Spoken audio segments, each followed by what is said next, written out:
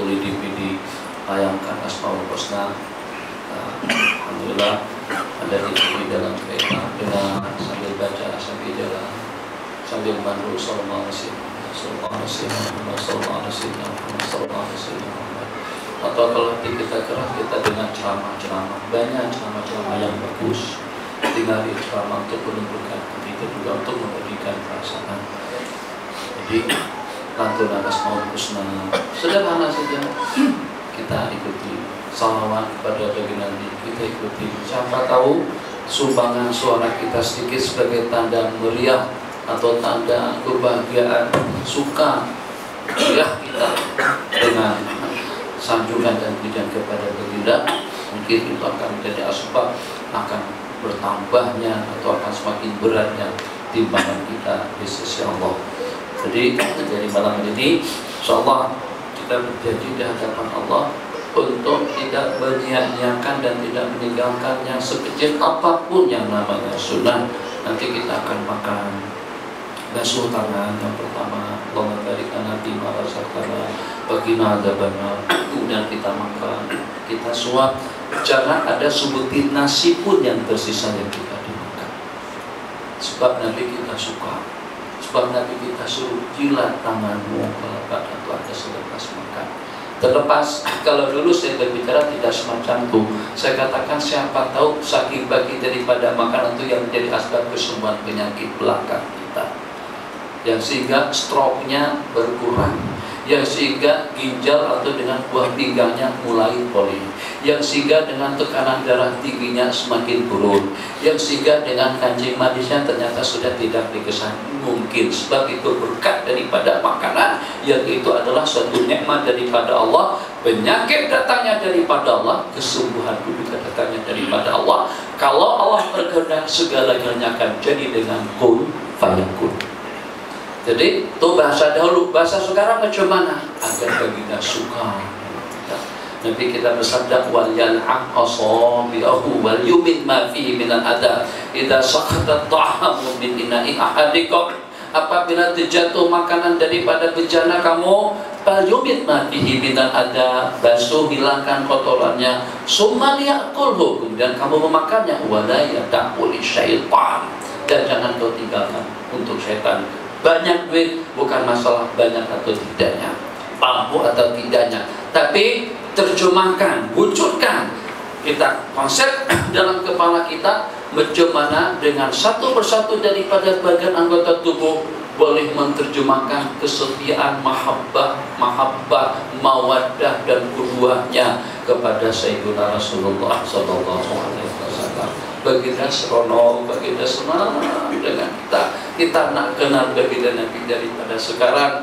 Kalau seandainya nanti dengan kita tidak berpeluang pun, karena sudah banyak kebaikan-kebaikan yang kita laksanakan, mungkin kita akan jadi seperti Sayyidina Bilal, yang pada saat Sayyidina Bilal pergi ke Dimishq, menjauh daripada kubur baginda Nabi karena sudah tidak mampu untuk tinggal di Madinah. Tengok kubah Nabi menangis, tengok Raudhah menangis, dengan azan berkumandang nangis. Tengok daripada Nabi kita keluar pada saat selepas azan berkumandangkan menangis. Sehingga dengan Zainab sudah tidak boleh duduk di Madinah, beliau tinggalkan Madinah pada saat itu. Duduk bertahun-tahun di Syam.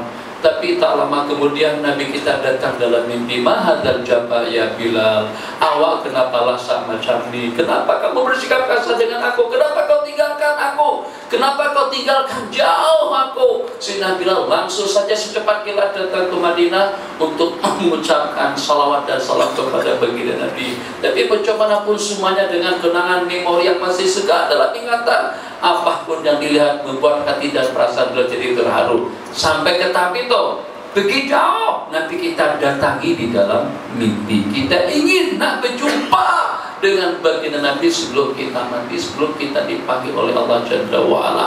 Jadi lepaskan, terlepas fadilatnya apa, kelebihannya apa, macam mana balasannya, kita konsep, kita letak dalam kepala kita, kita ijaz dalam kepala kita, macam mana aku boleh menyenangkan menyeronokkan, membahagiakan baginda Rasulullah SAW, dan hukum menjadi orang yang disayang oleh baginda Nabi dan diakui umat oleh beliau nanti pada hari kiamat. Ummati. Kalau kita sudah mendapatkan pengakuan umat daripada beliau, besar harapan kita untuk kita mendapatkan syafaat daripada Sayyidina Rasulullah. Sebab kalau atas pertimbangan murah rezeki, orang yang banyak rezeki tidak menghiraukan. Kalau atas pertimbangan kesehatan, seseorang yang punya 3-4 orang pakar spesialis kadang-kadang tidak dihiraukan. Tapi atas pertimbangan agar Rasulullah sayang dengan aku, agar Allah ridha dengan aku, sebab tidak ada rezekinya Allah yang Allah berikan kepada kita. Kalau pada saat rezeki kita sudah habis, leluasa yang seperti apapun mampunya untuk menyuap 1 butir nasi saja tidak akan mampu. Dan tersukat.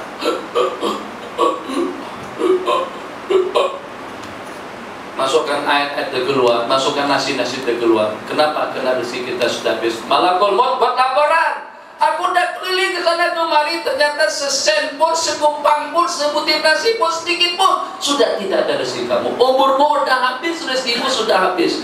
Nah, buat bagaimana kalau sudah dalam keadaan seperti itu? Sayangi nikmat, sayangi pemberian daripada Allah Jalla wa'ala.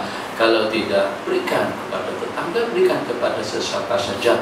Jangan sampai dibuang, sebab itu adalah nikmat daripada Allah Subhanahu wa ta'ala. Nas'aluka ya man huwa Allahul ladzi la ilaha illa huwa ar-rahmanur rahim, al-malikul quddusus salamul mu'minul muhaiminul azizul jabbar, al-mutakabbirul khaliqul bari'ul musawwirul ghaffarul qahharul wahhabur razzaqul fattahul alim, al-qabidul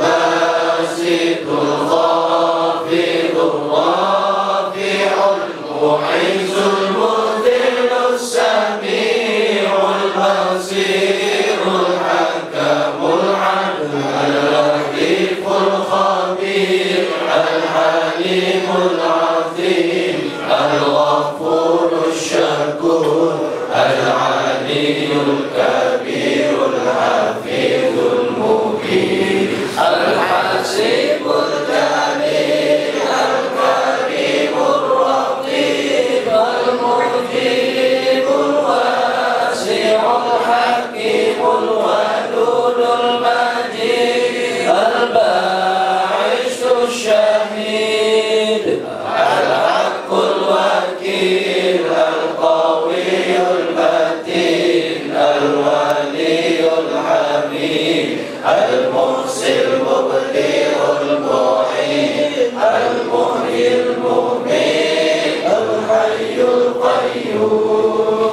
al-wajid, al-majid, al-wahidul ahadus samadul qadirul muqtadirul muqaddimul muakhir